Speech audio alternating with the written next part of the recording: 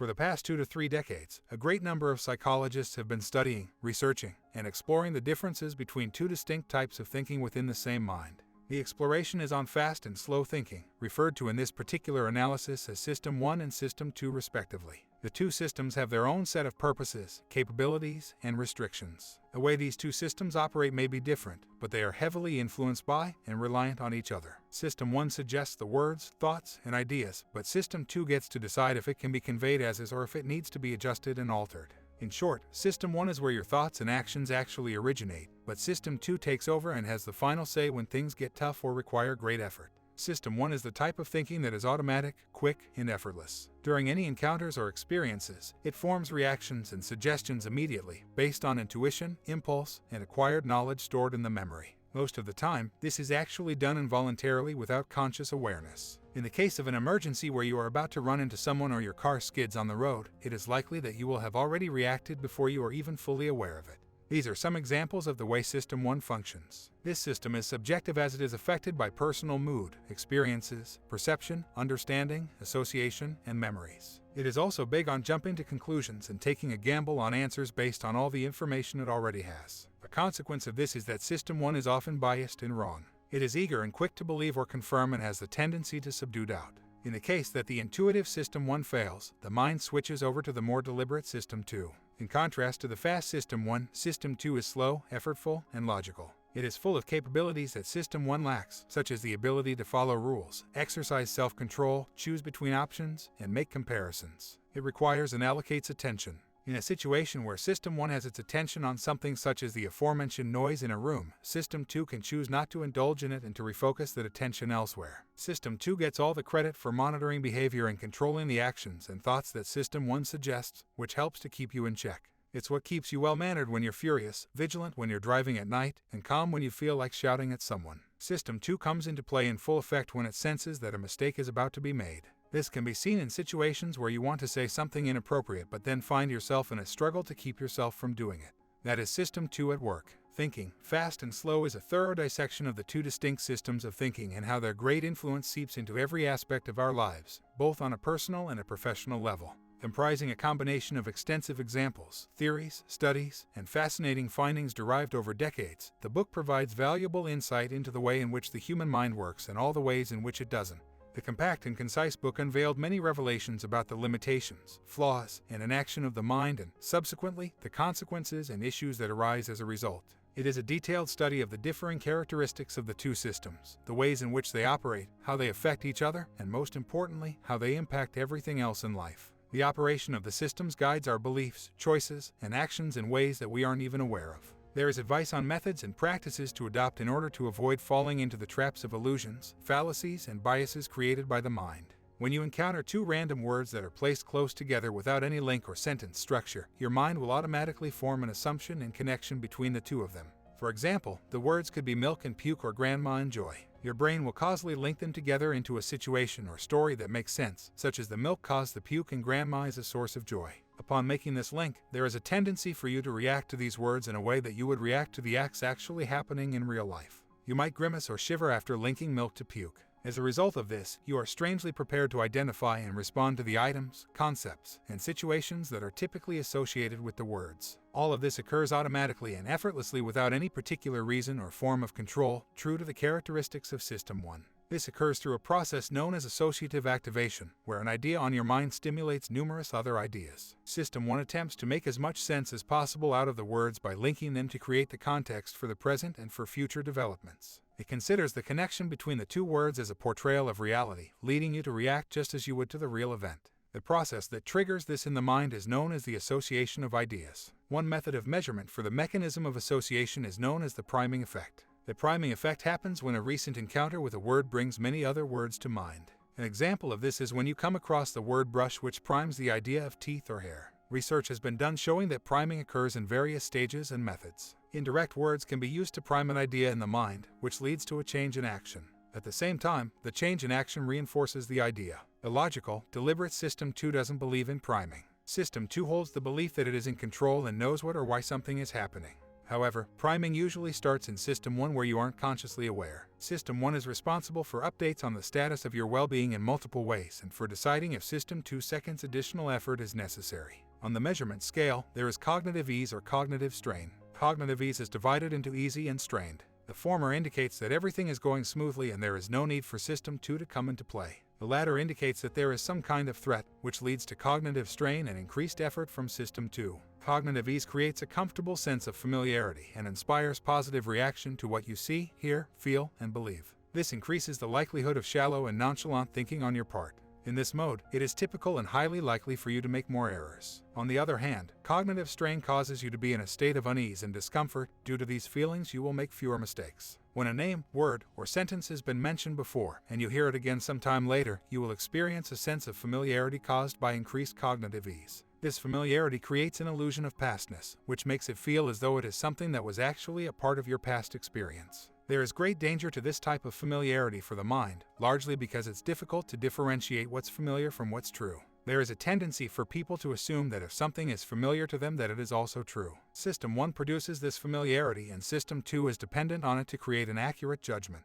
The constant repetition of something creates familiarity and allows for easier association, regardless of whether it's true or false. Due to this, cognitive ease can be utilized to convince people to have a stronger belief in just about anything. Studies have shown that people can be persuaded far more easily with slight and simple tweaks. The use of bright blue or red text increases legibility. The use of simpler language increases credibility. Writing in verse increases truthfulness, and easier name pronunciation increases prioritization. The psychologists who carry out these studies think that System 1 second impressions are the guidance that influences the way we live the majority of our lives, without knowledge of where these impressions are derived from. There are far too many influences and factors that can manipulate or instigate cognitive ease, with no easy way to distinguish which one made an impact. When you're eyeing something at the flea market and the seller names a price for the item, your negotiation of the price will stay within a close range of it. When you're thinking about how much to pay for a second-hand art piece, your opinion will be affected by the asking price. When you're at a charity and you get asked whether you're willing to spend a specific amount to help out, the amount you do end up contributing will be affected by the initial amount that was mentioned. The process by which the suggestion of a number actually affects your decision and thinking is known as the anchoring effect. In situations where a number is brought up as an answer to a question you're trying to figure out, that number will always prompt an anchoring effect. This happens regardless of whether that number is reasonable or not, and it happens despite the way in which the number is derived. People tend to be affected by the value they encounter even if it's obvious that it's not informative or reliable. In fact, researchers have concluded that an anchor isn't influential as a result of people's belief that it provides information. Anchoring occurs in both systems of thinking. It happens with System 2 through adjustment, and it happens with System 1 through priming. Through System 2 seconds way of adjustment, you decide whether the anchoring number is too much or too little, and then you make adjustments from the anchor based on your estimation. However, this might lead to insufficient adjustment due to System 2 seconds lazy nature. Through System 1 second priming, anchoring is done through the method of suggestion.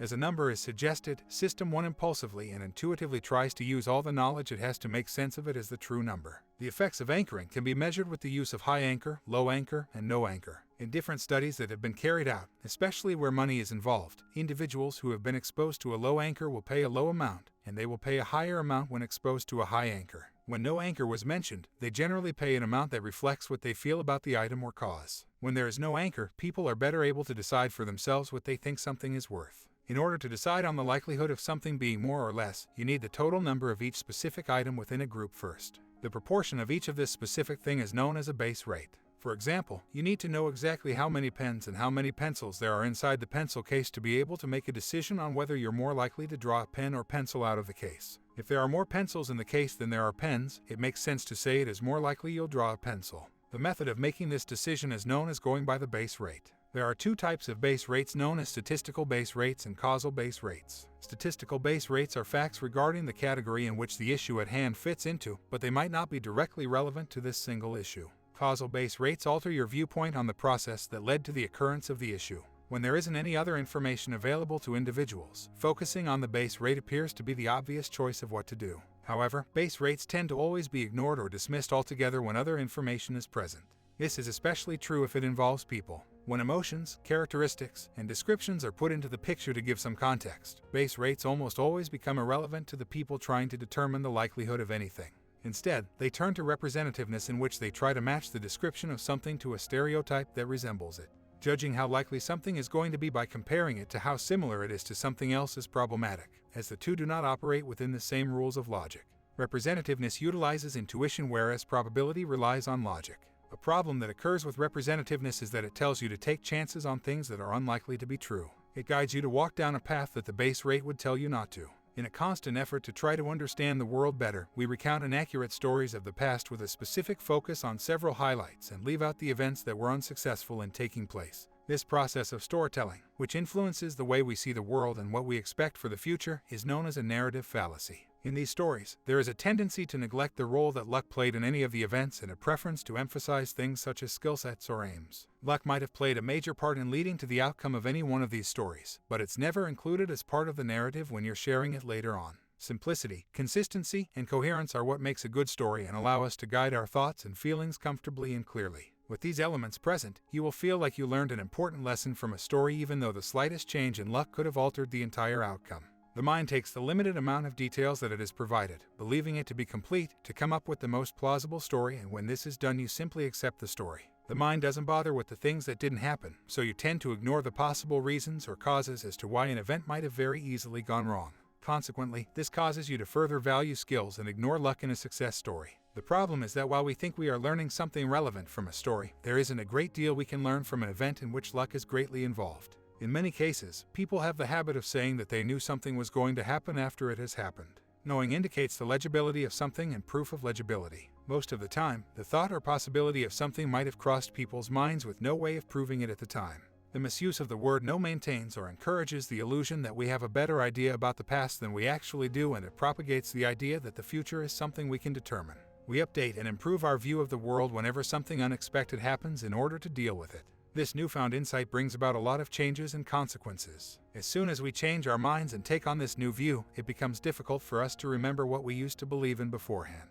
In various studies carried out over decades, it has been discovered that statistical predictions are typically more accurate than predictions derived from trained professionals. There are times when the subjective judgment of experts and the statistics will produce results that match, but this still works in the favor of statistics, for it is the more cost-effective method. It has been suggested that the reason why simple statistics perform better than distinguished experts in their fields is that experts often deduce their predictions by studying a wide variety of complicated factors together. Extra details may appear helpful or even effective, but simple combinations of a few factors usually produce more valid results. Another reason why statistics is the more accurate option is that when considering the same few features, formulas always produce the same results no matter how many times you do it. This isn't the same for humans, who tend to produce different results when considering the exact same combination of factors at different times. They are unreliable, for the judgments they produce are not consistent, even within the span of a few short minutes. Due to the way System 1 operates and the fact that the priming effect exists, human decisions can be influenced by very small matters that they are unaware of at any time. Thus, experts can never be fully certain how the outcome of their prediction might differ if any single tiny aspect of their day is altered. People also tend to value their own intuition far too often, putting impressions, thoughts, and feelings above other valuable information in making their judgments. The findings of these studies accumulatively point to the use of formulas as a more valid option than depending on the expertise of humans in various professions or situations. However, this idea is deemed by many to be unacceptable or ridiculous. The deep-rooted belief that intuition, thought, and feeling plays a big part in making a correct prediction occurs because trained experts have often spent many years dealing with the issues at hand. As a result of repeated encounters and time investment, they are able to make guesses as to how something or someone will turn out to be in any instance. When these estimations do occur, it translates as the confirmation of the expert's skill set and superiority. For most people, it is extremely hard to analyze whether their personal pursuit of something is going to be successful or not. If questioned, they are undoubtedly going to say that they believe they will succeed. They will base this assessment on what they know to be true in their cases, such as the skills they have, the situation they are currently in, and the experiences they have accumulated. This type of forecasting approach is known as the inside view. From an inside view, individuals judge the quality and progress of a project's future from the details that they are able to gather from what's already present and known to them. They fail to give room to the various, unpredictable issues that might arise during the duration of the project, which is very likely in any long-term pursuit. When it comes to projects and pursuits of any type, it is important to determine the baseline prediction by adopting an outside view before even beginning. From an outside view, information is derived from statistics of the category to which the pursuit belongs. With this, individuals can have a much better grasp of important factors such as the likelihood of success and the amount of investment and dedication required. The planning fallacy is a symptom of the optimistic bias, in which optimism plays a big part in whether individuals take risks in their pursuits. Optimism can be a positive thing, but it might be a costly mistake in entrepreneurial pursuits. It leads people to believe that they are an exception to what the statistics prove, that they are likely to succeed where many others have failed, and that the outcome is mostly dependent on what they are capable of. However, they fail to consider the competition within the market that will unquestionably affect their performance. The mind just doesn't allow for other details that are not readily apparent. In society, optimism is seen as a positive trait to have. As such, individuals tend to forecast or share optimistic information even if it's not the entire truth, and they are rewarded for doing so. A proposed solution to the issue of overconfidence is premortem. Premortem is a process in which possible issues, visible presently or possible in the future, that might occur are discussed before any commitments are made to undertake the project. This allows all individuals, supporters or otherwise, to raise concerns about potential issues, threats, and flaws they didn't think about before. Premortem lessens the potential damage that might be caused by optimism.